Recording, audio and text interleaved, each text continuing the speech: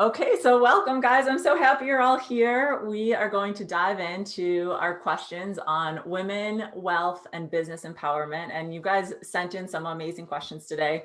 You know me, I'm Nicole Michal, and I am your women's wealth and business coach. And I am really excited. The way that today comes together with the questions that came in from different places is like there's a lot of overlap. So there's questions about relationship to money, kind of how do I not be in fear about money and keep living week to week or month to month or whatever it feels like the cycle is for you. You know, some people it's week to week, some people it's month to month, some people it's quarter to quarter, some people it's year to year, but whatever it is, it's the same feeling of like, I'm just kind of getting to the next stage. I'm just getting to that next milestone and I don't feel secure. I don't feel abundant. I don't feel like it's consistent. So we're going to talk about that, which also relates to the question that came in about, well, this question came from Marissa, which was about what she said is, and what I heard as a question is that she said, I'm only focused on like the immediate things. I'm focused on the immediate things in my business. I'm focused on the day to day.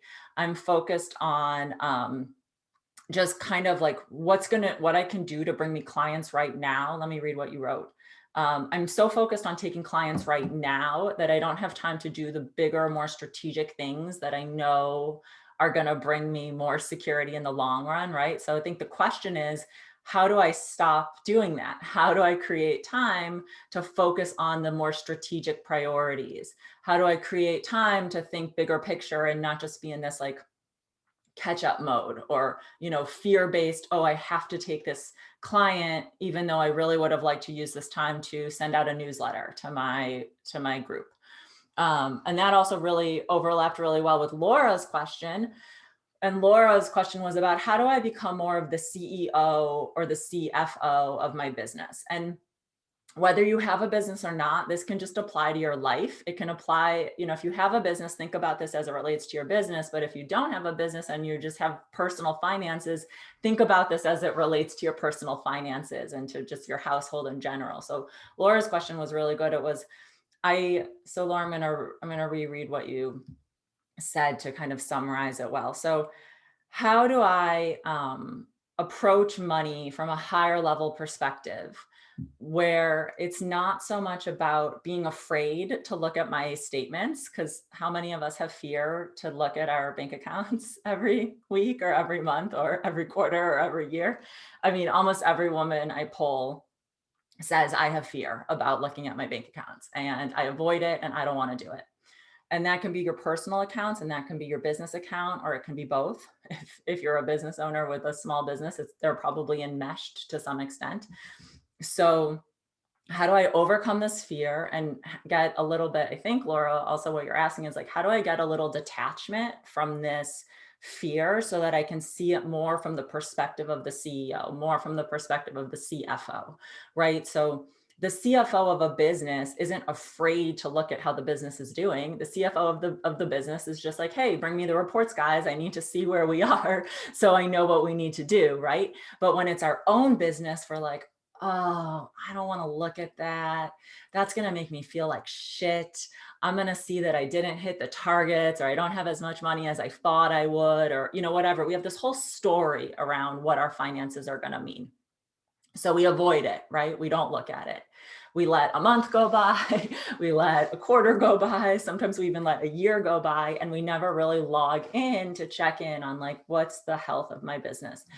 And this all relates to what I had kind of conceived of as the primary theme for today, which is how to shift our relationship to money to one of love so that we don't have that consistent, persistent fear. And once we shift the relationship, what we have to understand is that it's about the feeling. Before we can do anything practical, and you guys know me, you know I'm all, or if you're getting to know me, you know I'm all about the practical. I love practical strategies. I love practical things that you can do to grow your business, to grow your bank account, to change your life. But I only want you to take those practical actions once your heart is in the right place. Once you have a feeling that what you're doing is really going to support you and your goals and that things are working out in your favor. So when we take actions from a frantic place, we hardly ever get the result we really want, right? You can like raise your hands. How many people have taken frantic, chaotic, overwhelmed, I'm just trying to survive action? I mean, does it work? Does it feel good? Does it lead to the results we want? Like, no, never, right?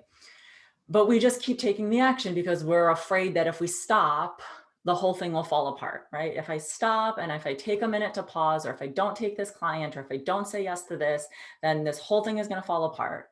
And then what will I do to make rent, or what will I do to pay the kids daycare, or what, we're just in this survival mode. So I want to shift all of that, and we might even have time to do a little meditation today where I can kind of do some shifting with you around money.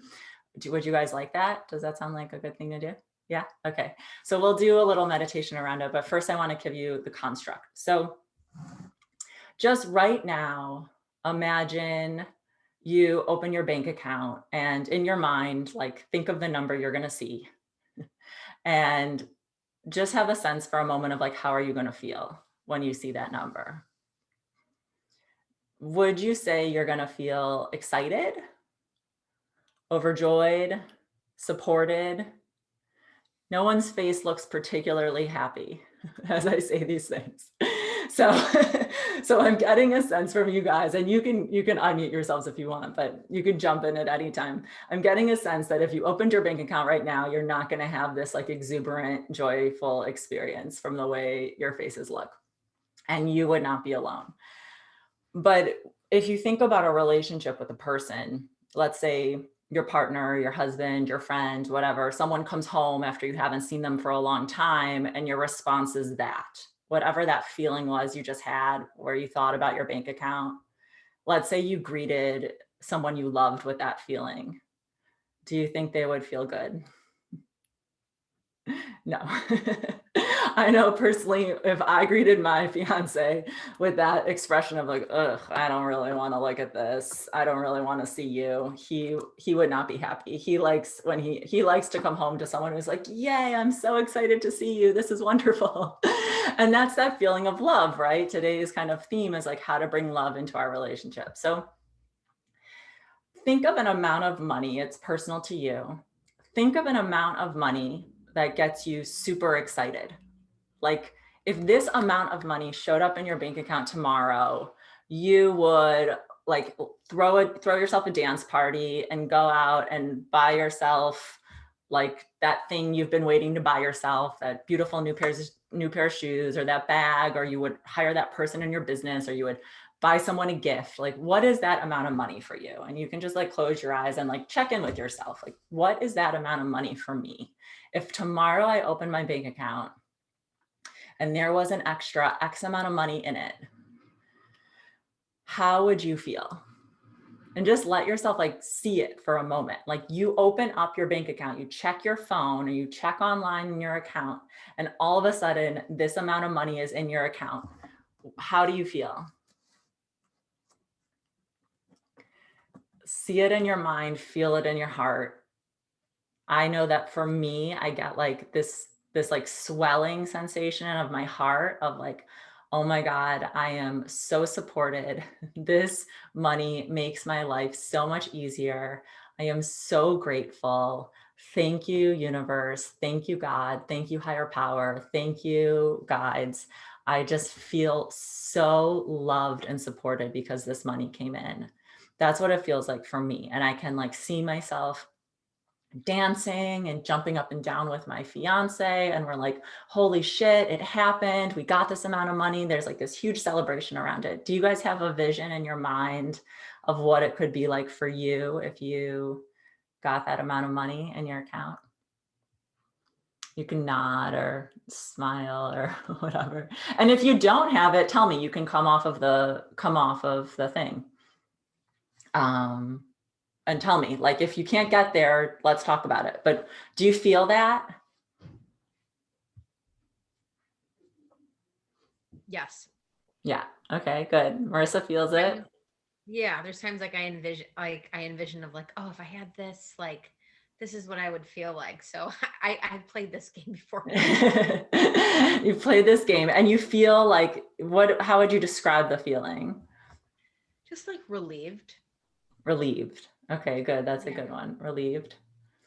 I know I have extra space in my brain to not keep computing things and that just I can kind of focus on what I want to. Yeah, that's great. Focus on what you want to. That relates back to the question of how do I focus on what I want to, right? Instead of being in this circle of fear around money, how do I focus on the bigger things? That's perfect. Okay, so relief. Laura, what about for you? What does it feel like? Well, it's interesting because I have done this exercise in our personal finances Mm-hmm. and have met that goal.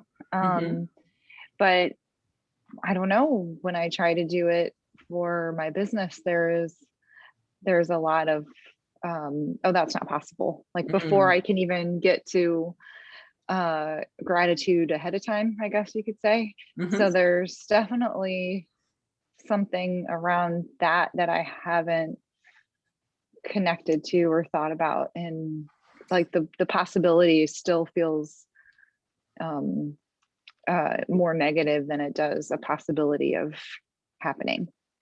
Okay. So that's interesting. Yeah. So Yeah, that's really interesting to notice.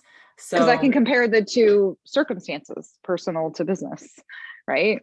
You know, in right, terms of that feeling. right. And I just have to tell you, this is crazy, but I had a coaching call this morning with a client, and I actually have what I call, I don't know if you can see this. This is my feelings list. Oh, cool.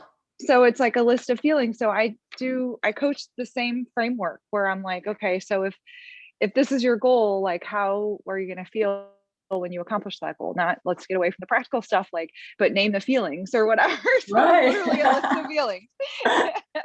So anyway, that just was funny to me when you were talking about what feeling would evoke. So That's I so mostly perfect. have, yeah, but when I think about it with my business and I think about my business checking account, I just um I feel more like of a numbness, Mm-hmm. you know, Mm-hmm. versus almost any kind of emotion, not necessarily even like a negative emotion. I just feel numb Mm-hmm. of it. Mm-hmm. So Okay, I totally know that feeling of numbness. And I want to talk about it. I want to address what's going on there.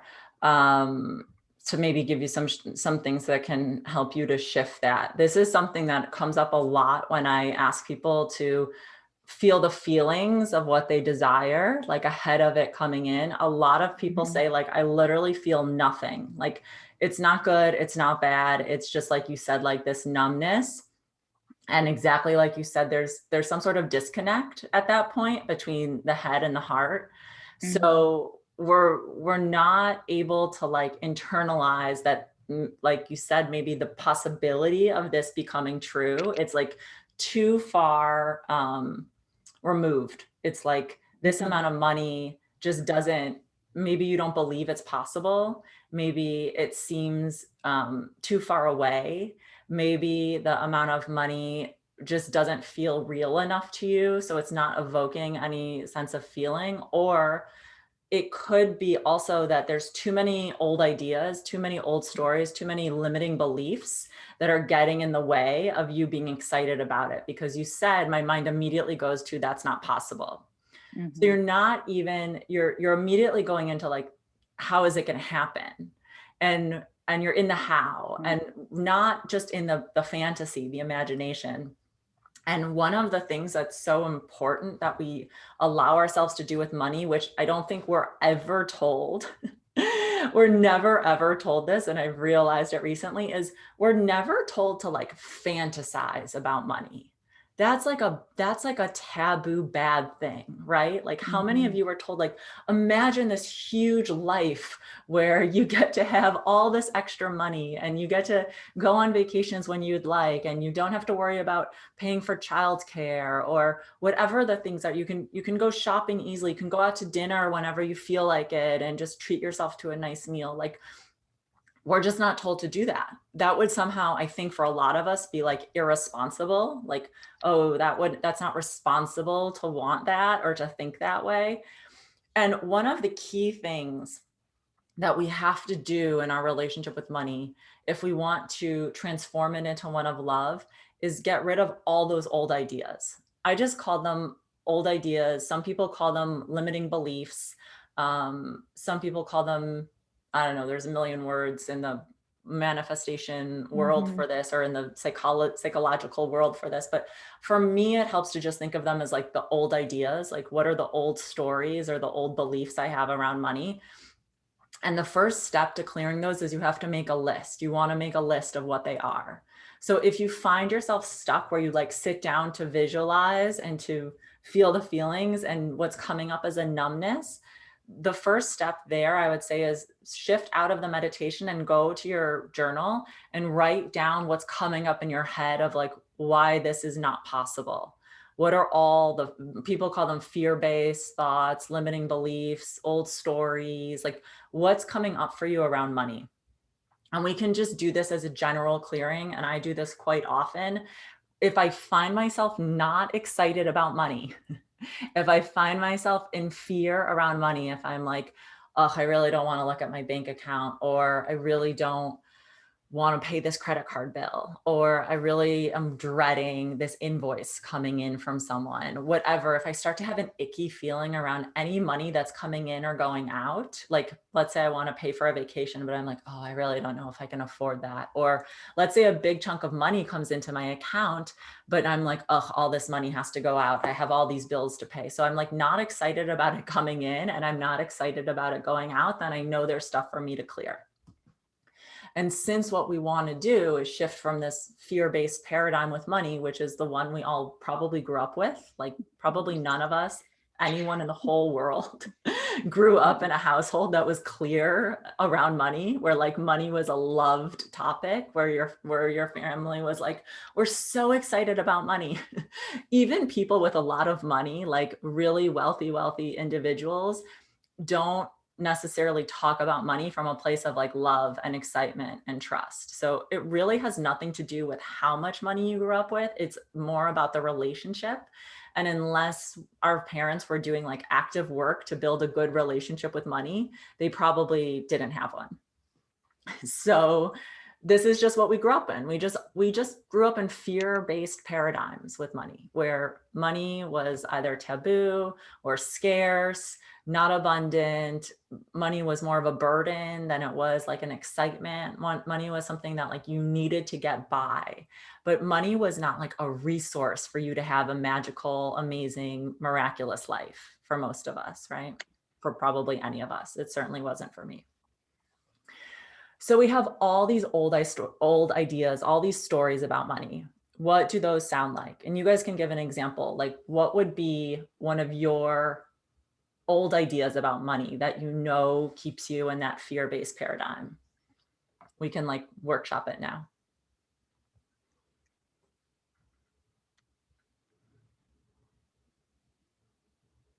Oh, I'm not muted. I think a big one when you talk about that paradigm is the greediness factor. So, you know, like, and I'll relate this to pricing, and you know, especially like so in business, pricing in a way that reflects value, but then it makes me sad and frustrated when, you know, people who could benefit from what I have to teach are in a lower socioeconomic scale. I mean, there just simply is that they're not going to spend, you know, hundreds of dollars a month on a coach. And there's a struggle like within me to be like, to want to price in a very affordable way. Whereas, you know, so it's accessible, but then you know, I also have to make a living, you know, but some of that wanting to make a living means, you know, I like having a personal trainer and I like using Instacart and I like going on vacations and I like, you know, so some of it isn't about just I need, I like to buy all organic food and, I'm not, you know what I Yeah. mean? So there's a struggle there in terms of pricing, and accessibility, I guess. Mhm. Value, pricing, accessibility, and that, um, and being greedy. Yeah. So it's a long Okay. answer. So good. Yeah, this is so good. So you guys could hear Laura kind of untangle it a little herself. So if we were writing this down, like when you do your journaling, and I encourage all of you after today's session, do the journaling on your old, like limiting beliefs, old stories about money. So Laura just gave us a bunch of them. And I think probably we all have the same ones. One is that desiring money is greedy.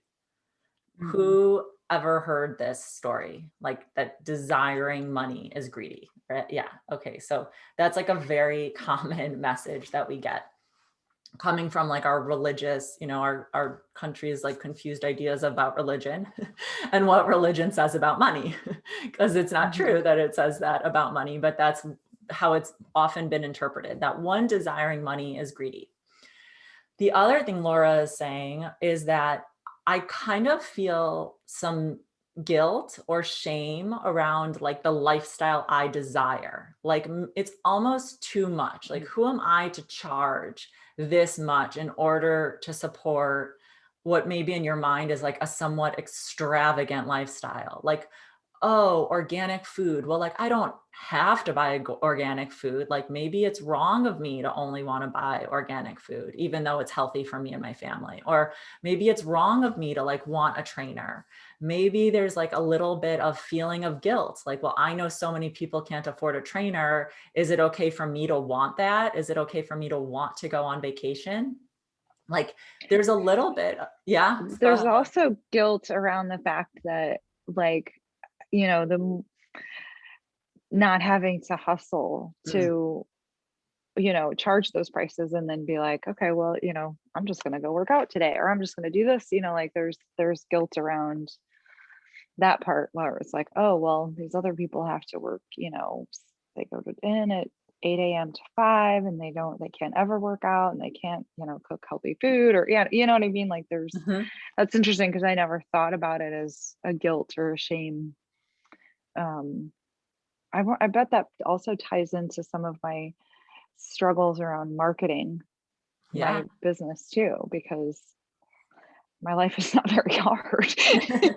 Yeah, yeah. Okay, so that's good. So you're kind of you see the awarenesses are coming like when you frame it that way in Mhm. terms of um I think it absolutely is a guilt and shame thing, and it's good that we name it. We aren't Mhm. told that, but it's something that like I've identified as being like related to my own guilt and shame, is like feeling guilty for wanting what we want.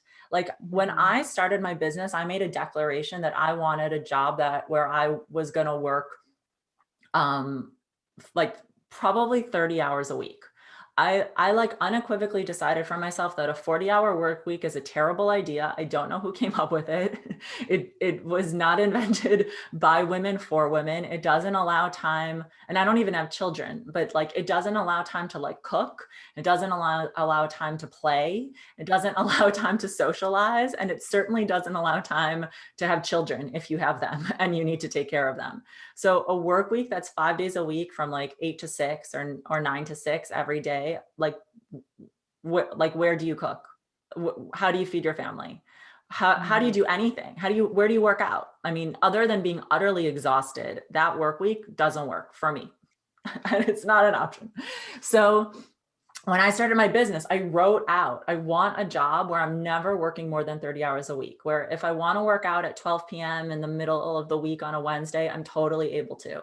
I want to start work at 10 a.m. I never want to start work unless I choose to. Like I never want to have to start before 10 a.m. And I just made this like list of desires of what I wanted by starting my business. And some part of me was like, ooh, Nicole, like you sound like such a selfish, lazy person. You only want to start working at 10 a.m. Wow, what a slacker you are. Like you don't want to work on Fridays. Do you think that who are you to not work on Fridays? Like what kind of princess lifestyle do you think you are entitled to? So there was this, Laura's laughing, but like we all have that voice. And I call it the inner critic. It's a term that I learned from a different therapist. If you work with our mutual friend, Eleanor, she calls it the false voice.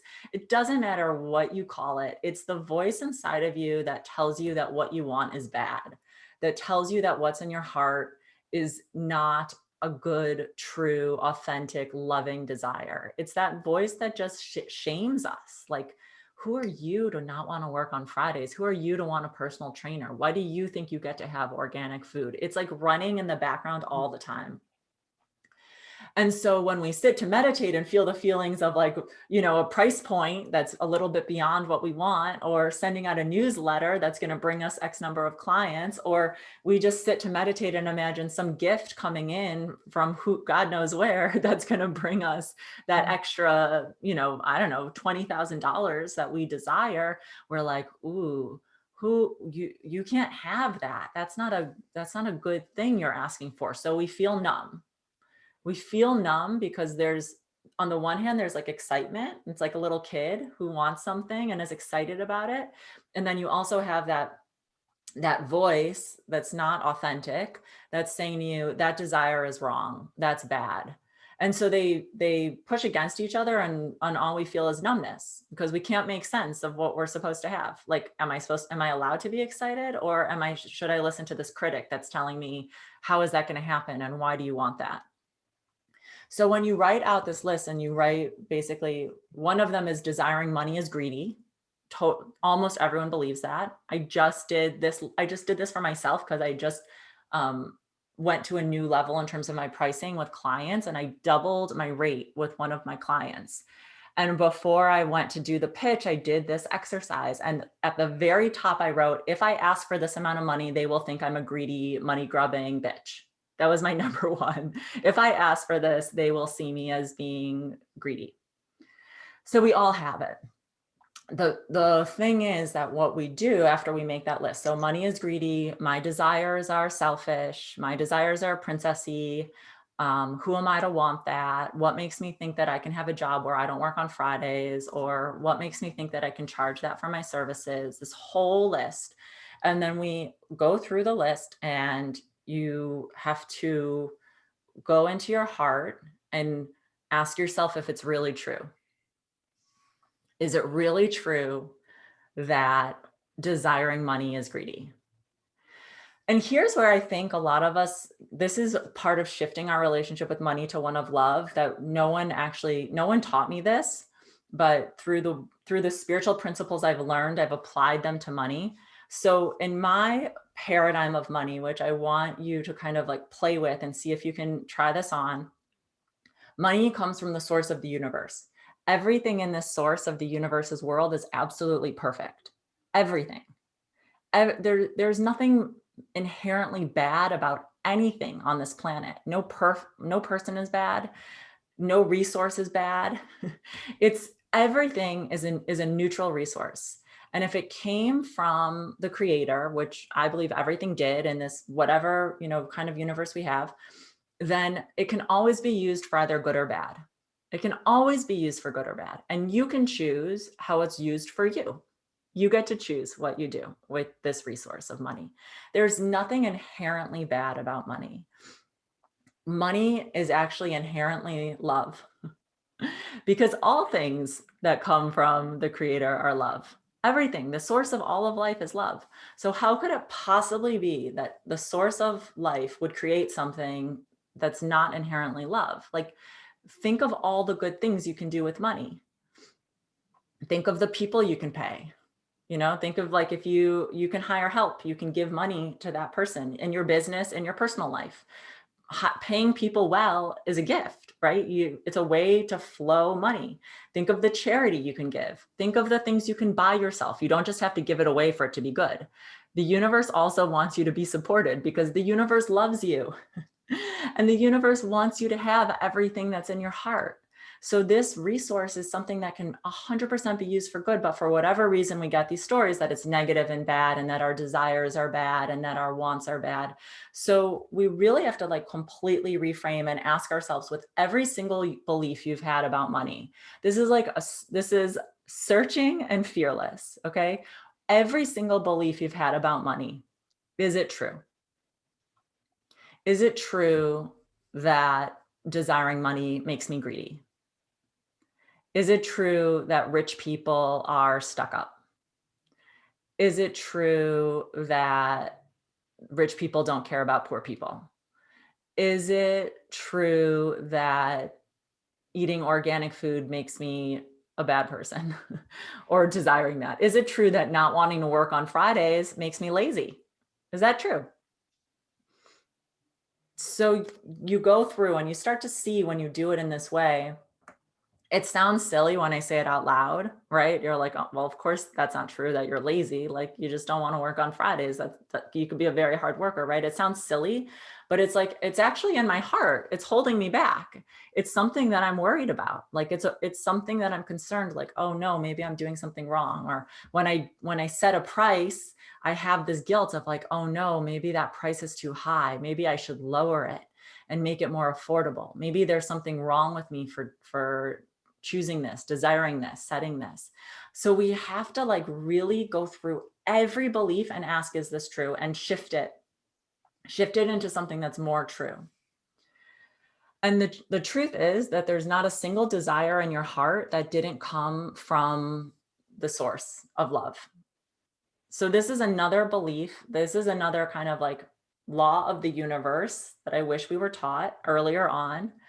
The law of the universe is that what's in your heart is what your higher power, God, Jesus, archangels, whatever love, whatever you identify as being kind of your source, love, if it's in your heart, it came from God.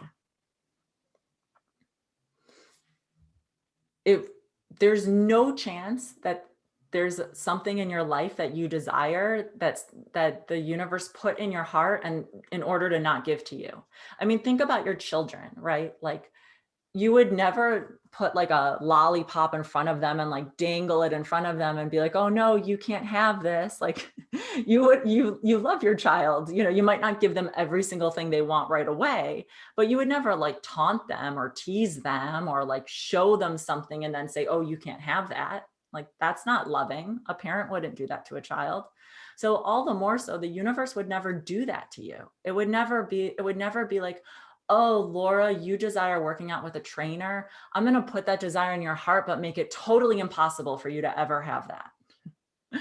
Or like, oh, Nicole, you love going on vacation to warm places and staying in nice villas. Like, I'm going to put that desire in your heart, but I'm going to make it impossible for you to have that. Like, it just would, do you understand? Like, do you see how it's like, where did we get this idea that like the desires in our heart are wrong or bad? They're meant to be fulfilled.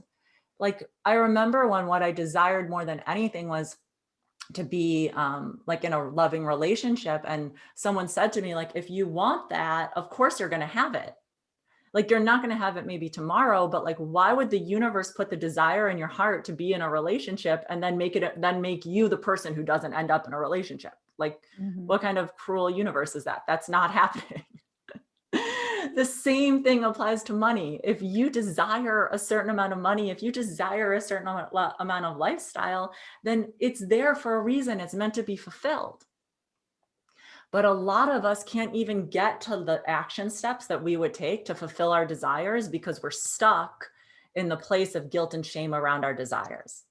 We can't even admit our own desires to ourselves. We feel so ashamed of what we want that we don't even say it out loud. I cannot tell you how long it took me to say the words, I love luxury. I love luxury. I like to go on luxury vacations. That's the kind of vacation I want to take. I felt so much shame around saying that, like, oh, people are going to think I'm this terrible person who like is a snob because I like luxury. Like, no, that's just a personal preference. Some people like glamping, some people like camping. I like luxury. That's just who I am. It took me 35, 36 years to say that. So think for yourself, what desires do I have that I'm denying myself?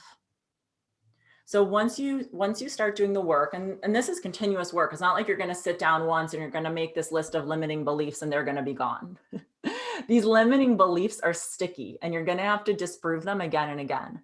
But after you start doing that, once it comes into your awareness of all the old beliefs, all the old stories you have around money, I want you to ask yourself, what desires do I have that I am pushing down, negating, denying?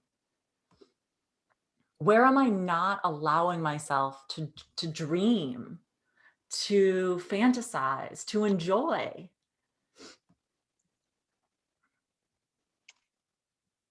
I think it's interesting for me to think about it that way in the sense of desires, because I can take areas where I have desires and I have no problems like fulfilling them, Mhm.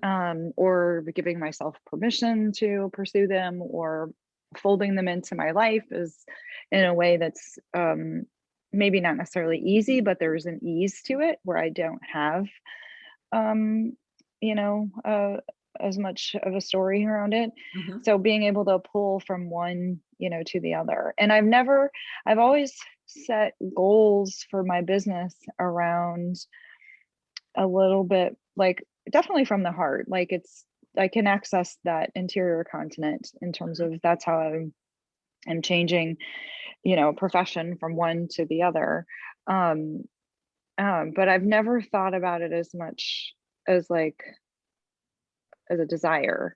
I've thought about it more in probably a masculine way, like ambition and goals and what do I want to accomplish. So thinking about it in a more feminine way is kind of interesting, especially as it relates to money. Mhm. Like what do I desire around that? Mhm. Um, that's kind of curious to me.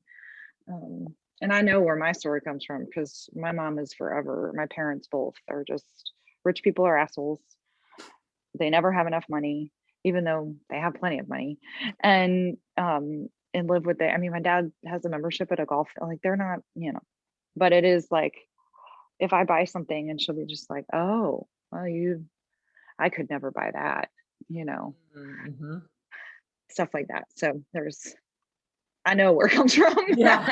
Yeah. So as you start to write, Laura, more of that will come up. You'll start to see like, oh, I could never buy that. That's like kind of a shaming statement, right? Like Mhm, who you think that you can have that, right? And people make comments about what we have all the time. I said to someone, I mhm, like luxury, and they say to me back, like, well, why is luxury important to you? Like as if there's like some ulterior motive in liking luxury, right? Or like mhm, as though when you buy yourself a gift or something, um, it's like, oh, I could never have that. Like there's almost like an implied like modesty for the person who's going to deny themselves. mhm. Yeah. So we can start to see the way these things that other people have with money. And it's not easy because everyone has money stuff. We have our own money stuff. Other people have their money stuff. Like some people are always giving away their money.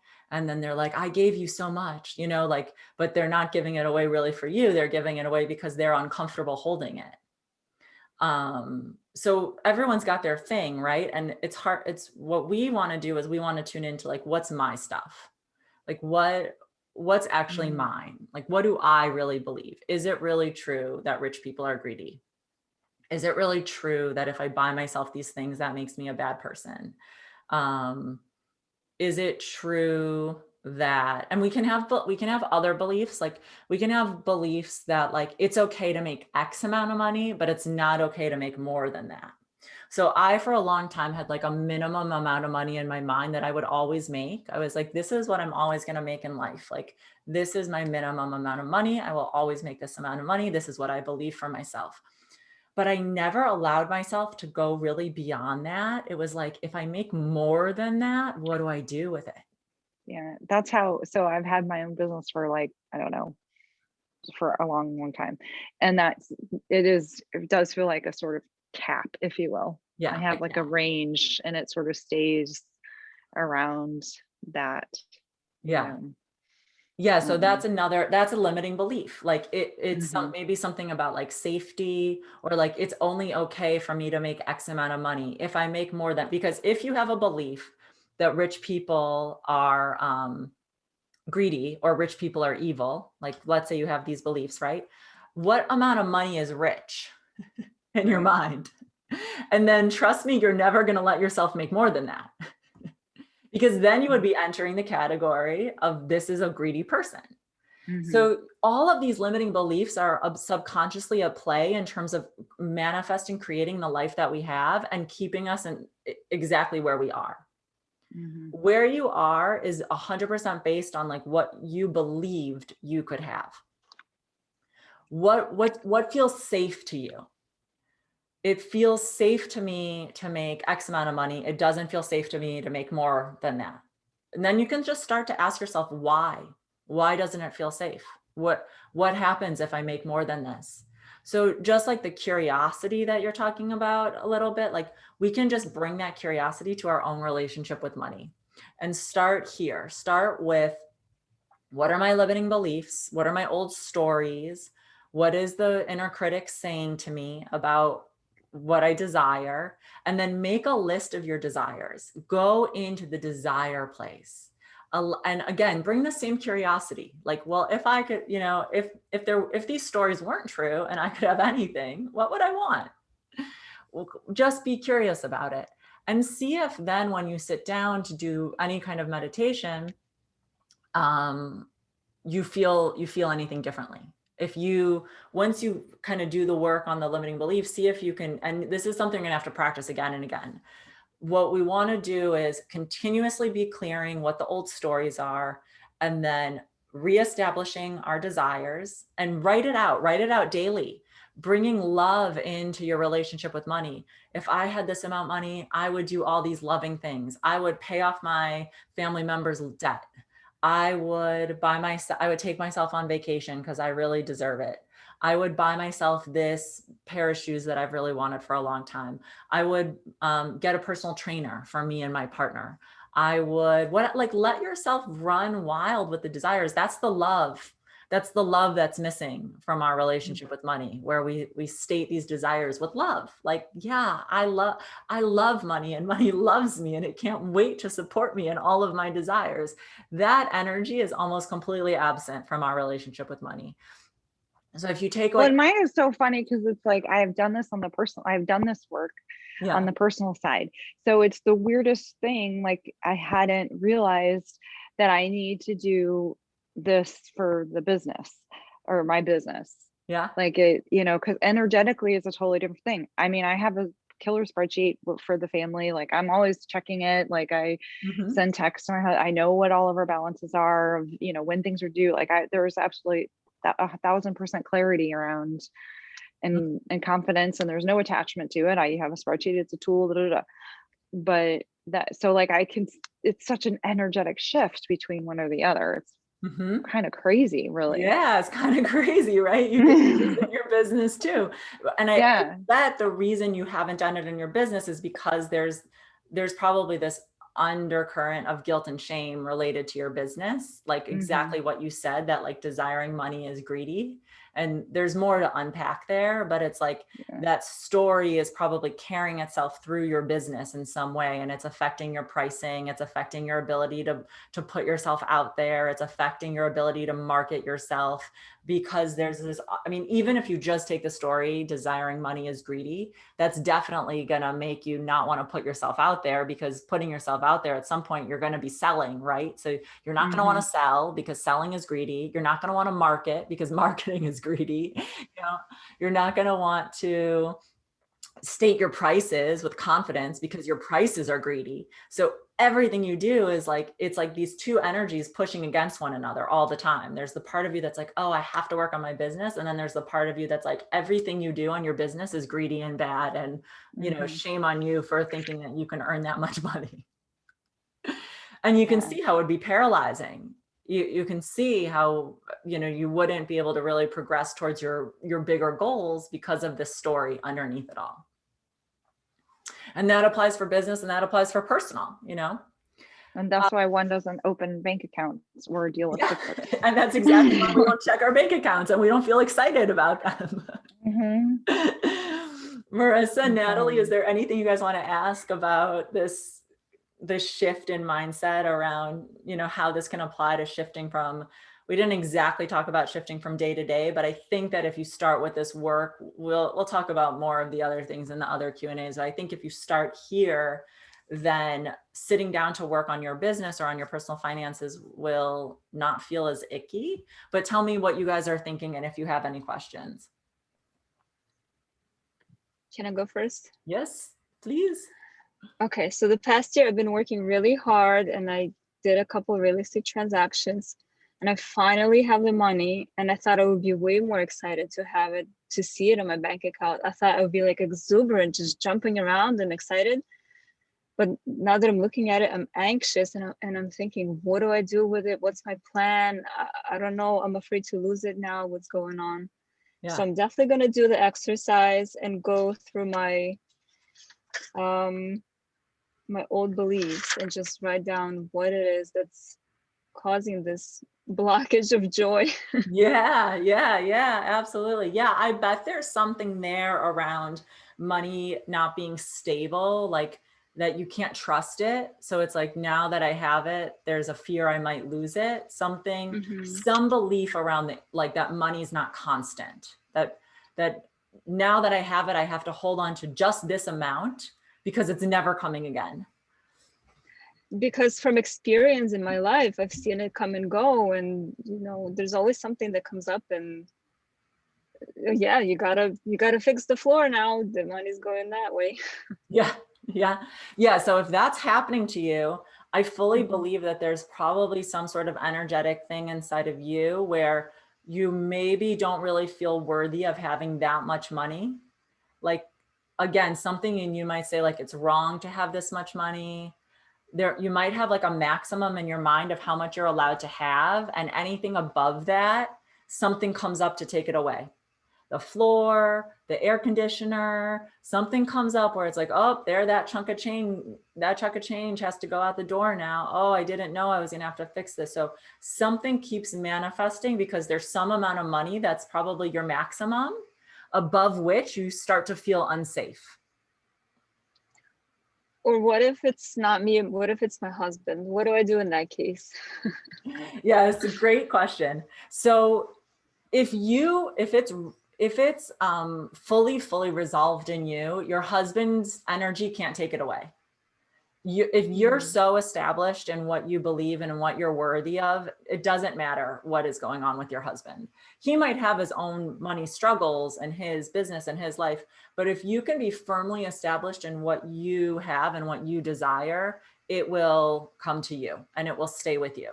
It's truly our own energy sets the tone. We can't like, oh, there's a hummingbird outside my window. I've never seen that. That's good. That's a good omen for all of us. Other people, when you shift your energy, when you establish your energy so clearly and like your worthiness and love, and this is from source and source wants me to have this, this is from God, this is from love, no one else's energy can take from you. It's only our own thoughts, our own energies deplete our own resources. So you can be in a place where it honestly doesn't matter what your husband thinks or feels about money because your beliefs are so strong and it's your bank account too. If your husband has his own bank account, he might continuously deplete his bank account because of his own beliefs. But if it's your bank account or if it's a shared bank account and it's energetically connected to you, you can establish that as like money never hurts this account. Does that make sense? It does. Thank you.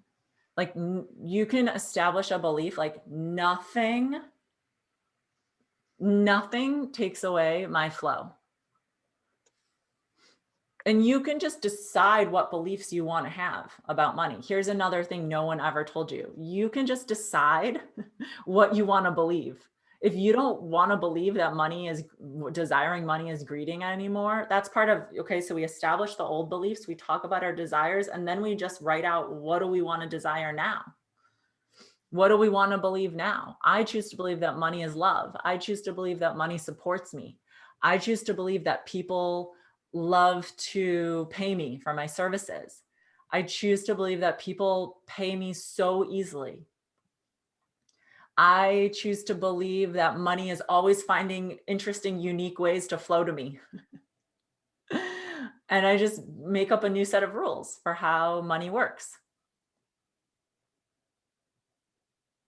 So Thank you. you can do that yourself. That can be the third step when you're writing. Just decide for yourself, like, I always make X amount of money. I always make that amount of money. I decide that I always have X amount of savings. I decided, and energetically, I'm no longer available for the floor to need to be fixed when I get a large amount of money in my account. That's just not going to happen anymore. And you may not believe it the first time. I say it kind of like it's simple, right? Like, you're going to have things that come up against it. You're not going to believe it right away. And some beliefs are harder to change than others. But if you keep doing this work, you will shift it. You will over time. You'll get more and more rooted. And there's way more we can do around how to root in it. But I think just start here, because this is a lot of paradigm shift. Marissa, anything you wanna add or ask? I don't think so. Your question was specifically about like getting out of the cycle, like week to week.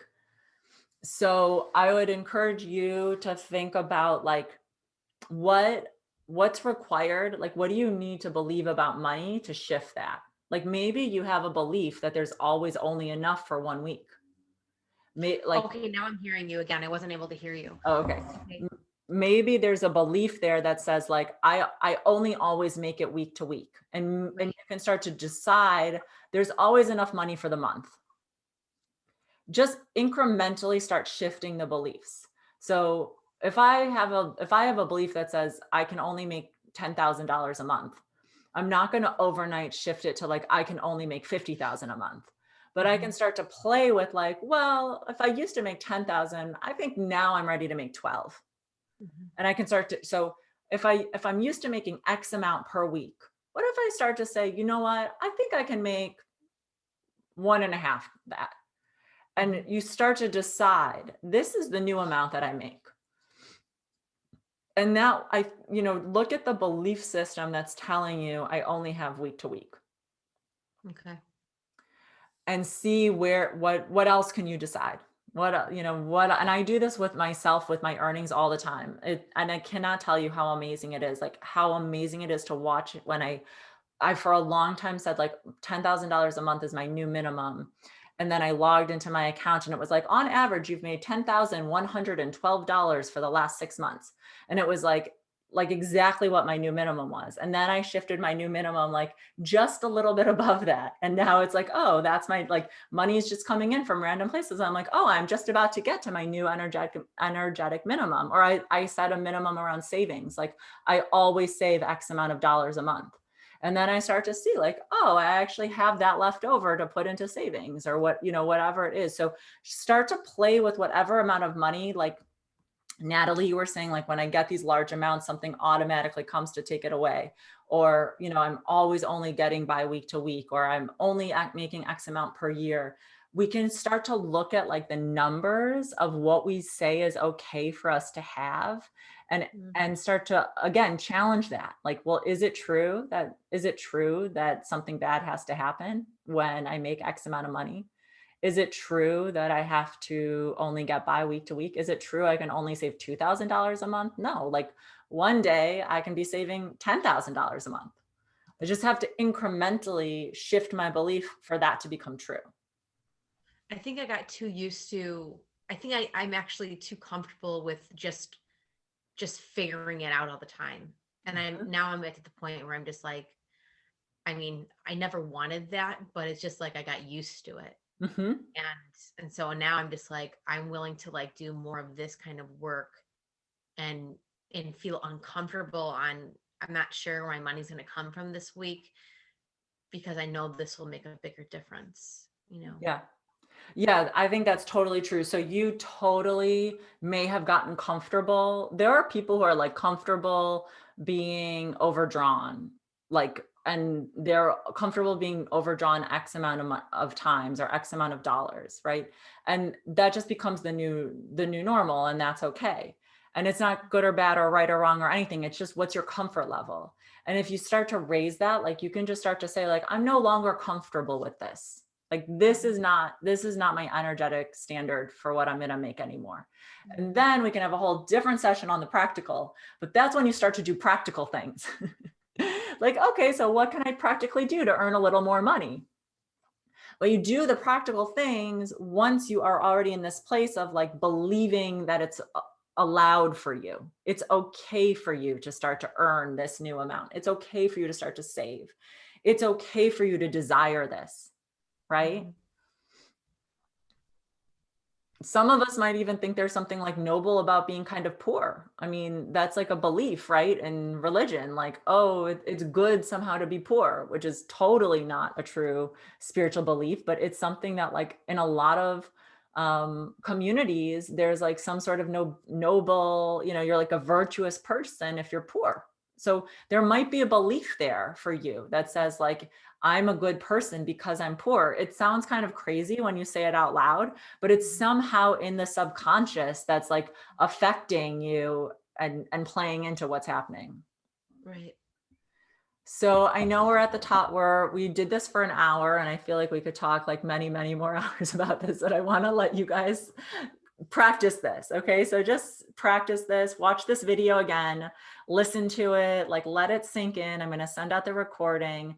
And if you want to stay on, if you have the time, I'm happy to do a money meditation with you guys now. And if you have to jump off, it's fine. I'll send out the recording.